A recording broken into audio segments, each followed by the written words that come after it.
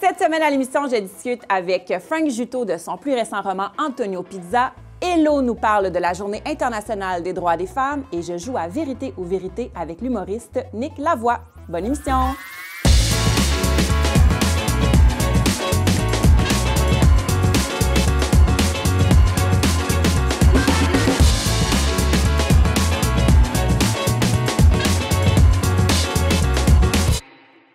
Francis Juteau. Oui. Bienvenue. Merci beaucoup de l'invitation. l'invitation. À banlieue. On a comme été coupés parce qu'avant qu'on enregistre, on se parlait de quiz. Oui. Puis là, on se parlait de télé-réalité. Puis ça m'emmenait à plein d'affaires. Mais toi, ta compagnie de quiz, Quiz Tonic. Oui. Puis vous vous promenez dans les restos-bars Oui, exact. du Québec. J'anime juste ici à côté à Prohibition Bar à bière à Sainte-Thérèse depuis près de 10 ans maintenant. On fait des quiz tous les mercredis soirs, donc 3 rondes. La thématique, elle change en première ronde à chaque fois. Puis on a notre compagnie qu'on l'offre à plusieurs bars, puis à des compagnies aussi qui veulent du team building ou des quiz corporatifs. Outre ton intérêt marqué pour les quiz, tu es étudiant en littérature. Oui. Bravo. Déjà. Merci, merci. Tu vois que ça m'a mené au quiz. En même temps, c'est un peu relié. Ben oui, c'est de la culture. C'est de la culture, c'est de la curiosité. C'est pas ton premier livre, c'est ton deuxième que tu as écrit seul, parce que tu écris aussi avec ta conjointe. Tout à fait. Qui est aussi autrice, mais aussi sexologue. Ce livre-là, je m'attendais à rien, honnêtement. Tu sais, je me disais, bon, ça va me surprendre. Ça m'a surpris parce que c'est un sujet que je trouve qu'on ne touche pas assez, malgré que ça puisse, je ne vais pas faire de mauvais jeu de mots, là, mais ça peut toucher bien du monde, des hommes en l'occurrence, parce que c'est ce que vit ton personnage principal, Carl, en termes de dépendance à la pornographie. Qu'est-ce qui t'a poussé à aller traiter de ce sujet-là, qui est quand même un peu... Tu sais, c'est le genre d'affaires que tu fais, oui, mais tu sais, tout le monde le fait. Ouais. Tu comprends?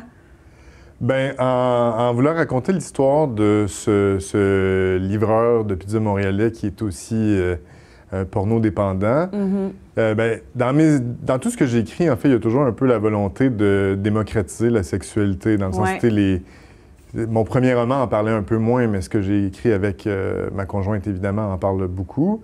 Puis, mais c'est de rendre ça moins tabou. Puis, tu sais, on va se le dire, c'est évident, là, on est en 2025. Depuis une vingtaine d'années, on est à une ère d'hyperconnectivité. En ce moment même, avec nos cellulaires dans nos poches, on est à 10 secondes d'avoir accès à de la pornographie ou à n'importe quoi, en fait, à tout ce qu'on veut. Puis, ça vient vraiment changer les habitudes de ceux et celles qui en consomment. C'est pas tout le monde qui en consomme, mais les statistiques tendent à prouver qu'il y en a quand même une majorité de gens qui y ont recours sur une base assez fréquente. Puis donc, c'était de voir, bon, ça peut devenir une dépendance, comment on la consomme, au même titre que le café, le sucre, la cigarette, les jeux vidéo, peu importe. Mais ils sont tous aussi accessibles et normalisés. C'est ça, c'est des drogues plus banales. Tandis que, bon, vu que la porno, ça relève de la sphère de l'intime, ben c'est des discussions, c'est une addiction de laquelle on ose beaucoup moins parler à ce moment-là, tu sais, vu le quotidien. Mais donc, l'enjeu, c'était de parler de ça, de voir, bon, ce personnage-là a cette addiction-là qui finit par devenir très importante pour lui, dans le sens que on peut se dire, si on est habitué à en consommer, on peut se dire « Ah, c'est peu de choses, là, tu sais, au final. » Puis surtout, je tenais à ce que le personnage soit en couple, il est heureux en couple. Sa blonde, elle y pose la question. Elle a une belle ouverture, là, tu sais, très 2025, là, comme partenaire, là. On sent que ça ne dérangerait pas, mais lui s'enfonce dans un mensonge, qui est un petit mensonge au début, mais pour lui qui devient immense, qui refuse de l'admettre. Et c'est là que la dépendance devient problématique, tu sais, dans le manque de communication à travers tout ça. Tu sais. J'ai beaucoup aimé la relation entre les différents personnages. Je me suis retrouvée un peu à certains moments à avoir l'impression un peu de lire du Michel Tremblay, tu sais, dans cette espèce de vrai monde, entre guillemets. Tu sais, quand il va livrer une pizza, puis il fait pas beau dehors, hein? Ben non. Puis tu sais, c'était comme l'espèce de small talk du quotidien. Puis tu sais, Carl, on parle là, oui, de sa porno-dépendance, mais c'est un gars bien ordinaire, là, qui livre de la pizza pour arrondir ses fins de mois, qui a sa conjointe, qui se pogne des fois avec un monsieur qui... Tu sais, puis ton personnage, Gilles, moi, je l'ai très, très clairement dans ma tête, là, tu sais, la façon que tu le décris. Pour moi, c'est quand même important que les personnages puissent parler d'une certaine façon en joual, comme on parle ici, tu sais, que ce soit pas trop empoulé comme style d'écriture. Puis, ce qui est intéressant, justement, dans la livraison de pizza, qui permet... l'histoire se passe en 2017, fait que juste un peu avant l'émergence des applications de livraison qui nous ont facilité la vie en tant que consommateurs, mais qui ont... Tu sais, souvent, il y a l'option de laisser la bouffe devant la porte puis s'en aller. En tout cas, à Montréal, c'est souvent le cas. Il y avait quelque chose d'intéressant avec le livreur de pizza. Non seulement comme archétype de la porno des années 90, cliché, mais aussi de dire, ben c'était quand même un des seuls inconnus qu'on laissait rentrer chez nous sur une base régulière, puis qu'on faisait beaucoup de small talk avec lui. Puis il y avait le tissu social qui se créait à travers tout ça aussi, d'avoir des interactions avec autrui, ce qui est de plus en plus rare. Et d'autant plus dans une tempête, comme on a vécu il n'y a pas longtemps au Québec. Il y a j'écris à un moment donné une phrase qui est dans les tempêtes, Montréal redevient quelque chose comme un village, qui est une solidarité qui se crée naturellement, que là, tout d'un coup, bien, tout le monde marche dans la rue parce que les trottoirs sont barrés, les gens ont besoin d'aide pour déneiger leur véhicule, donc les gens se promènent avec une pelle et ont un élan d'aller vers autrui. Donc, c'était un peu cette volonté-là que la livraison amenait en même temps que la tempête et le gars du peuple là, qui parle comme nous. Là, mais honnêtement, c'est vraiment réussi. Puis je pousserais même à dire que je le verrais au théâtre. Tu sais, c'est... Regarde, on le vend, quiconque nous écoute. Je trouve que ça se transférerait bien en pièce de théâtre. On voit qu'il y a quand même de l'optimisme. Tu sais, on n'est pas dans cette quête de guérison-là, mais de trouver un équilibre puis de comprendre. Puis, tu sais, la fin, tu sais, j'étais comme « Yeah, bravo! » ça tend à ça, mais en même temps, on invite quand même les gens à consulter des spécialistes, des sexologues comme ta conjointe.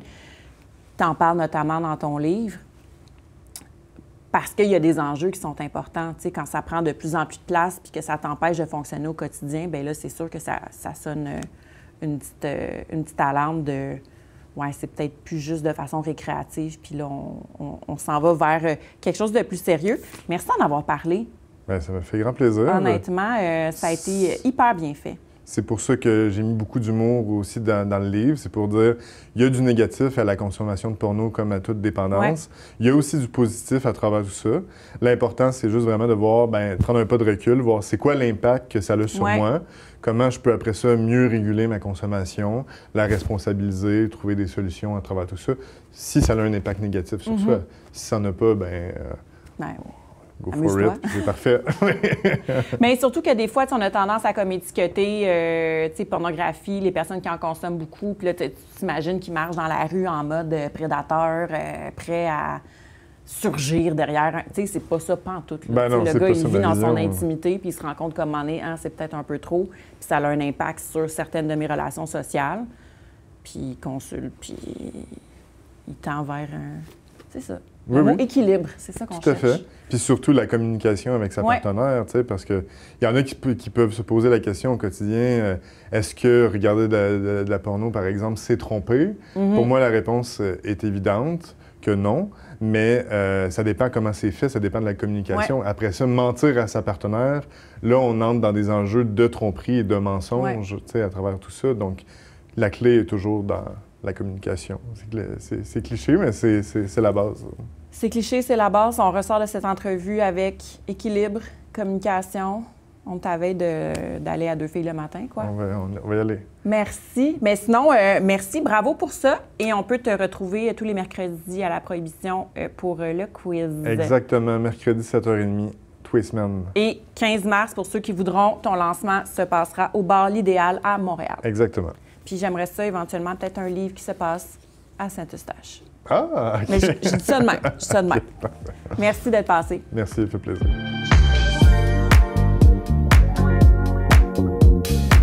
Hello! Coucou! Je suis tellement contente de te retrouver. Moi aussi. T'étais pas partie très loin. Non, mais j'avais hâte de revenir. Vraiment beaucoup. Ou comme font les jeunes. Ah, comme ça, là? Ou sinon de même, là? Ouais, non, lui, je suis pas capable. Je suis pas capable. C'est correct. On passe par-dessus. Aujourd'hui, Steph, je te parle de la Journée internationale des droits de la femme, qui était le 8 mars dernier. Hein? C'est Mon tout sujet récent. préféré. Voilà, un gros sujet cette année, définitivement. Je rappelle à tout le monde que c'est une journée de revendication féministe. J'en profite aussi pour mettre une petite définition. Hein. Des fois, on oublie qu'est-ce que ça représente. Donc, ça, c'est la définition de Larousse. Courant de pensée et mouvement politique, social et culturel en faveur de l'égalité entre les femmes et les hommes. Exact. C'est vraiment ça l'essence de cette journée-là. Et vraiment, cette année, ça a été une grosse journée. C'est une grosse journée. Des droits de la femme, vraiment. Oui. Ça l'a fait travailler beaucoup de monde. En fait, il y a des facteurs majeurs qui ont joué cette année. Déjà, avec tout ce qui se passe aux États-Unis, on voit que ça fragilise le droit des femmes, pas juste aux États-Unis, ça a quand même des vagues à travers le monde entier. On voit que ça affecte les droits reproducteurs féminins, tout ce qui est les études scientifiques dirigées vers les femmes, la contraception, l'avortement, tout ça. Vraiment, le spectre est large et il y a une montée de l'extrême droite dans différents pays. Donc, les droits des femmes en général dans le monde sont fragilisés. D'ailleurs, on avait le groupe Mères au front qui a manifesté la journée du 8 mars devant différents consulats américains. J'y étais. C'est vrai? Oui. Comment t'as trouvé ça? Je suis allée à Montréal. Ça s'est tellement bien passé. Ouais. Je suis allée toute seule. Puis honnêtement, c'était très à l'image, je trouve, des Québécois et des Québécoises, dans le sens où c'était très pacifique, très artistique même, parce qu'il y a eu des personnalités québécoises qui sont venues, qui ont chanté a cappella. Wow. Il y a eu la formation de chaîne humaine, en fait, une tentative, parce qu'on était plusieurs milliers sur Sainte-Catherine. Donc là, ça a été un peu... c'était un peu broche à foin, là, l'idée de vouloir faire une chaîne humaine sur Sainte-Catherine, là. Mais bref, l'intention était là. Puis ce qui m'a vraiment touchée, c'était les 8 minutes de silence. Oui, effectivement. En plein cœur du centre-ville de Montréal. C'était vraiment, vraiment quelque chose qui te pognait direct au cœur. Ouais. Et puis, on parle ici quelques 12 000 personnes. Là, donc, c'est vraiment quelque chose. Puis, Mères au front, dans le fond, là, c'est que là, on parle de Montréal, mais il y a eu aussi des regroupements à Québec, à Cacouna, à Val-David, à Sherbrooke. Il y a vraiment plusieurs villes qui ont, eux aussi, organisé leur propre regroupement. Là, à Montréal, c'était en face du consulat américain, mais ça avait quelque chose d'encore plus significatif. C'est ça, exactement. Mais partout sur la province, les gens se sont regroupés. Puis ils invitaient j'allais dire les femmes, mais les personnes à s'habiller en rouge aussi pour l'espèce de métaphore de servante écarlate, Handmaid's Tale. Puis justement, ces groupes-là revendiquaient, comme on l'a mentionné, là, tout ce qui se passe avec Trump aux États-Unis, la montée de l'extrême droite en général et aussi tout ce qui se passe avec Google et Apple qui ont suivi la tendance. Et justement, là, on parle du Québec et du Canada et un énorme mouvement, mais aussi dans le monde entier. On peut y jeter un coup d'œil, c'est assez majeur. Il y a le groupe Femen aussi qui s'est joint à la partie. Oui, définitivement.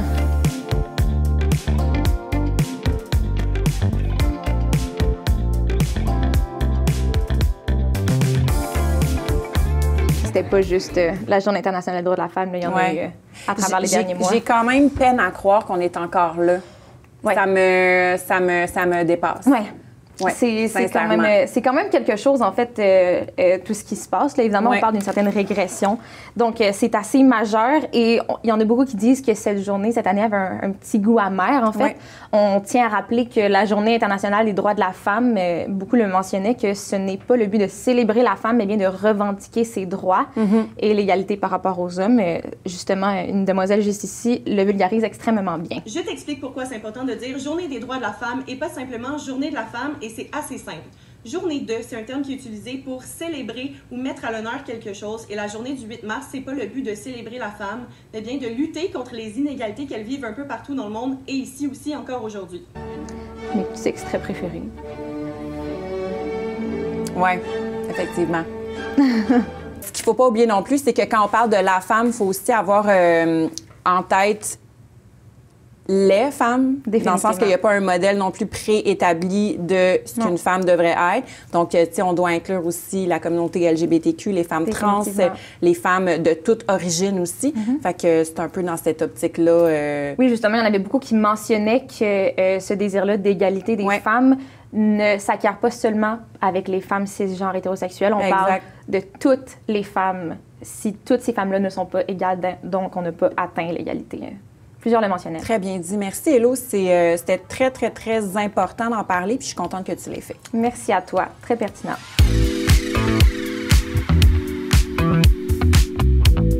Nick Lavoie. Bonjour. Nick le comique. Entre autres. C'est ça, ton nom Instagram, hein? Ouais. Écoute, ça part de loin. C'est-tu une mauvaise blague à l'époque ou un mauvais surnom? J'ai fait peut-être, mais on dirait que j'aimais la petite rime que ça avait. Fait que ça a été ça. Regarde, ça a été ça. Ça te définit. Drake, c'est Champagne Papi. Exact. Qu'est-ce qui est le pire? Je sais pas. Nick le comique, moi, je sais ce qui est le pire, mais bon, on n'est pas ici pour en parler. On n'est pas là pour juger. On n'est pas là pour juger. Tu as travaillé beaucoup avec Dave Godet. Oui, comme scripteur. Oui. Tu as été sa première partie. Oui, encore à ce jour. Encore à ce jour. Jusqu'au 12 avril, la dernière à la Place Belle. C'est vrai, ouais, hein? Après ça, je vole de mes propres ailes. Wow! Ouais. Comment tu te sens? Ben écoute, on était un peu fébrile à l'approche du dernier show de tournée. On s'est tous dit qu'on allait brailler. Ouais. C'est sûr et certain qu'on va pleurer dans les loges, soit avant, soit après, soit les deux. Fort probablement les deux. Ça fait combien de temps que tu travailles avec lui? Ça fait longtemps. Je l'ai connu, je pense, en 2012, quand on faisait la tournée des soirées du monde dans les bars. Puis j'ai vu quelque chose en ce gars-là que j'aimais bien. Il faut croire que je trouvais qu'il y avait un bon fond derrière la façade de gars de party qu'on connaît. Puis ben, de fil en aiguille, d'année en année, ça s'est bâti comme une relation amicale. Puis là, on travaillait souvent ensemble. Je faisais souvent des shows avec. On était souvent bookés sur les mêmes shows. Puis après ça, ben, à un moment donné, il m'a offert de faire sa première partie dans ces mini-tournées qu'il y avait à l'époque. Pas des tournées de rodage, mais un petit show qui roulait, mettons, peut-être 5, 6, 7, 8 fois, mettons. Fait que je faisais ses premières parties pour ça. Après ça, son plus gros show. Après ça, j'ai fait ses premières parties aussi. De faire 6 ans que je fais ses premières parties, mais 12 ans qu'on se connaît. Tu as parti aussi le Patriot Comedy Club. Oui. Je vais faire tout de suite mon mea culpa, OK? Oui. J'habite littéralement à 1 minute du Patriot. Je suis jamais allée. Eh bien, c'est le moment. C'est le moment. Je suis vrai, gars, je le dis, on va me crucifier à la fin du show, mais pour vrai, non, c'est ça, je suis jamais allée. Oui, on a parti ça avec Dave Godet, hein, encore une fois. Je veux dire, on carbure au projet, Dave et moi. Oui. Fait qu'on a parti ça, on a eu l'idée pendant la pandémie, hein. Je veux dire... Tout vient de la pandémie. C'était soit ça ou partir à un restaurant, fait qu'on s'est dit, je pense qu'un comedy club, c'est plus safe. Exact. Fait qu'on a parti ça, finalement, ça a vu le jour octobre 2021. Puis depuis, ça va super bien. C'est des soirées un peu comme qu'on connaît, des artistes mystères. On achète nos billets, on ne sait pas nécessairement c'est qui. On n'affiche jamais les artistes invités. C'est toujours des belles surprises ou de toute façon, c'est toujours des artistes qu'on connaît. Ouais. Surtout si on fréquente régulièrement les soirées d'humour et ou les festivals au Québec. C'est tous souvent des humoristes qu'on a déjà entendu parler. Fait que les mardis qui sont animés par Stéphane Poirier, puis les vendredis par soit Dave ou Marco Métivier. Puis dans le fond, la différence entre les deux soirées, vous avez les mardis que c'est 4 humoristes qui sont là, animés par Stéphane Poirier. Le vendredi, c'est double tête d'affiche. C'est ça. Fait que vous avez dans le fond 2 fois 30. Ce qu'on appelle des headlines, c'est exactement ça. C'est 2 invités qui viennent faire 30 minutes. Souvent, des fois, quand on roule un nouveau one-man show ou un one-woman show, on a le goût de vouloir essayer une demi-heure ou un 40 minutes de notre nouveau show. Parce que des fois, 15 minutes, t'es comme « ça faisait juste m'installer pour autre chose. » C'est comme un petit preview, là. Fait que c'est plus le fun aussi, justement, quand vient le temps de roder là, un show complet. Mais quand tu veux juste essayer un nouveau numéro, les 15, c'est le fun aussi. Là. Puis la clientèle du Patriot, parce que moi, je passe. Tu sais, quand je reviens ce soir, c'est plein. Oui. Il y a vraiment le côté billard, que ça, c'est plus jeune. Les jeunes qui commencent à sortir, qui découvrent la vie. Puis de l'autre côté, tu as des gens qui sont là pour rire. Puis parce que tu as un coin vraiment plus salle de spectacle. Complètement séparé, Fait que les gens, ils achètent leurs billets en ligne. Oui. Puis on n'entend pas les gens jouer au billard de l'autre côté. Ouais. OK, je me donne comme devoir. Quand tu veux. Quand tu veux, ça me fait plaisir. D'aller. Est-ce que vous faites des open mic des fois? Non, on y a déjà pensé, mais on s'est rendu compte que c'est un peu ça que la clientèle veut, je pense, sur la Rive-Nord. Ouais, on s'est vite rendu compte que non, ils veulent plus établis. Puis open mic, Rive-Nord, ça peut être risqué. Ouais. Comme. Non, on l'a essayé, je te cacherai pas. Je te cacherai pas, on l'a essayé, ça a duré 2 shows. Fait que, regarde, hein, il n'y a pas juste du succès dans tout ça. Hein? J'aimerais ça être un petit oiseau des fois. Ouais. Fait qu'il y a plein de belles choses qui s'en viennent pour toi. Ouais. Le Comedy Club, ça roule full pin. Super bien. Oui. Tu as ton spectacle solo qui s'en Oui. vient, que tu vas présenter notamment au En Patriote en ouais. rodage. Le 29 mars prochain, je suis au Patriote. J'ai fait rodage Gatineau à date. Là, j'attends une confirmation sur la Rive-Sud. Mais là, sur la Rive-Nord, c'est le Patriote, le 29 mars. En 3-4 mots, ton humour, ça ressemble à quoi? Anecdotes, beaucoup d'humour d'observation. J'aime beaucoup observer puis donner ma perception des choses, on dirait. J'aime beaucoup ça. On dirait que j'ai toujours fait ça puis ça me fait toujours rire. Grinçant un peu? Pas tant. Non? Pas tant. Des fois, un petit peu grivois, mais pas beaucoup. Vraiment pas beaucoup. OK. Un peu parce que, on va dire que des fois, à un moment donné, la vie t'envoie des numéros. Là, Oui, ben oui. Elle parle de ça. Puis... Fait qu'un peu, mais vraiment pas beaucoup. PG-13, mettons. Vraiment. OK. Ouais. Même si, idéalement, j'aime mieux avoir une clientèle là, qui est majeure et vaccinée. Oui. Mais oui, on pourrait dire PG-13, oui. OK. Ouais, comme un bon vieux film de dos. Là. Là, je vais t'inviter. Oui. On l'avait fait avec Pierre Bruno, puis on avait beaucoup ri. Pierre Bruno Rivard. Je On connais. va faire un petit segment qui s'appelle Vérité ou Vérité. Ah, c'est le fun, on a le choix. Fait que dans le fond, c'est super simple. On s'assoit sur mon tapis rose. Parfait. Puis on pige des questions qu'on va répondre soit À tour de rôle, Ben- tu réponds comme je réponds? oui, tout OK. dépendant si l'inspiration elle vient en lisant la question, ben on peut répondre les deux. Parfait. Puis J'aime sinon, ça. ben c'est poche, on passe. Puis sinon, ben on coupe au montage. Parfait. Tout J'aime le monde ça. en parle aussi. J'aime ça. Que- J'embarque. On fait ça. Merci. Parfait. Alors, voici notre fishbowl, vérité Le ou vérité. bocal. Je vais te laisser piger la première question. Ouais. Je vais te laisser, si spontanément tu as une réponse qui te vient en tête, tu y réponds. Parfait. Sinon, ben sûrement que je vais être capable de radoter quelque chose. Parfait. Quel est le plus gros mensonge que tu as raconté en entrevue ou sur un CV? Oh my God, en entrevue. C'est drôle parce que j'avais eu le flash cette semaine, le premier podcast que j'ai fait. En tant qu'humoriste, mais en tant qu'être humain. Comme toi, invité Ouais, à un podcast. j'ai été invité à un OK. podcast, puis c'était vraiment comme... C'est pas méchant, mais c'était un mini-podcast. Tu sais, genre, je suis pas mal sûr qu'on était 4 à l'écouter. Là, genre, tu sais, Genre mon les- podcast. Genre les 4 personnes qui étaient dessus, genre les 3 animateurs puis moi. Puis il y avait une question à un moment donné qui me disait... c'était comme 2 vérités, deux mensonges, une vérité. Puis j'avais dit que j'avais déjà dansé au 281. Puis il m'avait dit, c'est-tu vrai? Puis j'avais fait, ouais. Puis c'était pas vrai. Puis c'était pas vrai. J'avais juste un gag là-dessus. C'était un full mensonge. C'était un là. full mensonge. C'était même pas C'était genre. 3 mensonges. J'avais aucune vérité dans mes affaires. Fait que j'avais menti là-dessus. Puis c'est juste que je trouvais que le gag était bon.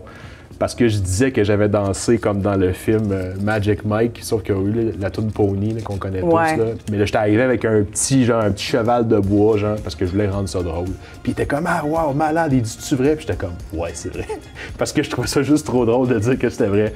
Mais c'était un peu mensonge. Ça, c'était vraiment un gros mensonge. Mais là, c'est la première fois que tu dis que c'était un mensonge. Oui, les gars, ils savaient pas. Mais tu sais, comme je te dis, on Fait que était tout ce 4 à... temps-là, ils pensent que. Mais honnêtement, tu me demanderais de retrouver ce podcast-là, il n'y aurait aucune chance. Aucune Non, chance. mais eux, dans que- leur tête, là. Ah, écoute, si les gars se souviennent qu'ils ont déjà fait un podcast, c'est beau, je pense. Honnêtement, je pense qu'il doit y avoir eu 3 épisodes à ce podcast-là. Moi, j'avais fait un mensonge à un moment donné. Il cherchait une enfant figurante pour un je sais pas quoi, là, une annonce. Puis là, je voulais comme envoyer ma fille le faire. Puis là, ça disait dans les prérequis qu'elle devait savoir pédaler, genre de façon autonome. Elle savait 0 pédaler. Fait que là, j'étais genre devenue cette dance mom là, pendant toute la matinée. « Oh ouais, pédale, pédale! » Ah, Là, elle je était peux là, voir le là, genre. elle essayait de pédaler, genre, puis c'était tout croche, tu sais. Là, j'ai filmé full longtemps, là, puis j'ai pogné un mini bout de clip où est-ce que, tu sais, ça a l'air un peu fluide, là. Ouais. J'ai envoyé ça. Puis finalement, Elle l'a pas eu. elle l'a pas Ah eu. non, non, clairement Tout ça pas. pour ça. Mais en même temps, j'étais comme... Juste, tu sais, ça avait pas Ouais. rapport, là. Ouais. Elle n'aurait pas gagné un Oscar. Tu sais, tu comprends que... Ouais. Mais j'étais vraiment en mode... Tu vas pédaler. Puis comment tu t'es senti après? Vraiment pas bien. Vraiment pas bien. Mais non, mais même moi, je suis parti ce soir-là après le podcast. J'étais comme, mais pourquoi j'ai dit que c'était vrai quand c'était pas vrai? Quelle est la pire excuse que tu as utilisée pour ne pas aller à un événement? Pour ne pas aller à un événement, J'avais déjà dit que je m'occupais du garçon à ma blonde. Je dis, pardonne pas, faut que je garde mon beau-fils. Puis il était même pas avec nous. J'avais complètement menti. Ça me tentait pas d'y aller. Comment tu t'es senti après? Comme toi avec l'histoire du vélo, je te dis. Surtout que moi, ça impliquait un enfant qui n'était pas là. L'enfant, il a rien demandé. Il a rien demandé. Mais en même temps... Il a surtout pas demandé d'aller à cet événement-là. C'est ça qu'il a pas demandé. Ouais. Puis moi non plus, j'avais pas demandé à y aller. On nous avait invités, puis j'étais comme, ouais, mais je pense pas. Je penserais pas. Moi, mon excuse, c'est toujours la diarrhée. Ah ouais? C'est quand même franc, par exemple. Très franc. Ouais. C'est toujours mon excuse. Hey, je peux pas aller à quelque part. Parce que ça, Une diarrhée. on dirait que tu peux pas négocier en Non. disant, hey, ben non, mais hey, je vais t'envoyer ma petite gardienne. Mets-toi un bouchon. Hey, là, c'est comme, oh, c'est comme, ah ben prends soin de toi, bonne soirée. Ouais. Tu sais, il n'y a pas de, ah oui, donc, il essaye pas de te Les convaincre gens, ils d'y veulent aller. pas te côtoyer quand t'as la diarrhée. Wow! As-tu déjà envoyé un message à la mauvaise personne et regretté instantanément? Et c'était quoi? Oh my God, tellement! Tu sais, quand tu screenshots quelque chose que Ouais. quelqu'un a dit, puis au lieu de l'envoyer à ton Tu- meilleur chum, tu l'envoies à la personne qui a écrit la chose que tu trouves malaisante. Ça, c'est plus malaisant que n'importe quoi. Genre que la personne, elle a écrit comme une stories en faisant Ouais. genre... J'étais assez écœuré, on disait toute Marie, là, t'es comme screenshot, asti, t'as-tu vu, t'es encore en train de se plaindre. Puis là, t'es juste comme. Là, tu rajoutes des ha ha ha ha ha ha ha ha, espérant que ça ouais. dédramatise. Puis t'es comme, hey, tu files pas, mon chum. Hey, mais là, tu pédales, là. Comme ta fille essayait de pédaler, je pense, quand t'as pris Très ça. mon genre, par exemple. Ouais. Ouais. Eh! Mais ça, c'est toute Hey, l'impulsivité. mais hein. ça, là. Mais quand c'est que tu tu veux sens faire trop vite. physiquement après ça. Ah non, hey, je te dis, je fais T'es- juste y tu deviens repenser. trempé à la vette, là. Puis j'ai chaud, là. Ouais. Hey, mais le malaise. Parce qu'on le fait tout, là. Merci d'avoir joué à Ça me Vérité fait- ou Vérité. Ça me fait grand plaisir. C'était vraiment plaisant. Ouais, Puis c'était comme le fun. d'habitude, c'est tout le temps Ouais. un segment que j'aime beaucoup. On apprend à se découvrir. Prochaine Ouais. fois, Claire Lamarche Ouais. va être assise là, puis elle va nous Parfait. analyser. Puis elle va te demander pourquoi t'as forcé ta fille à faire du vélo quand elle savait pas faire du vélo. Puis elle va te demander pourquoi t'as menti Ouais. pour le Je 2,81. vais dire pour le gag. Pour le rire. On est prêt à tout pour faire rire. Ah nous ouais, autres. tellement, tellement. Ouais. C'était vraiment pour le gag. Tout est pour le gag. Merci d'être venu. Ouais. Merci à vous autres de m'avoir invité. C'était vraiment le fun. Puis on va te voir en spectacle. Il Oui, au Patriote, écoute, à côté de chez vous, tu peux y aller à pied. n'y a pas de raison de pas y aller. Non, Merci, à Nick. part ta diarrhée.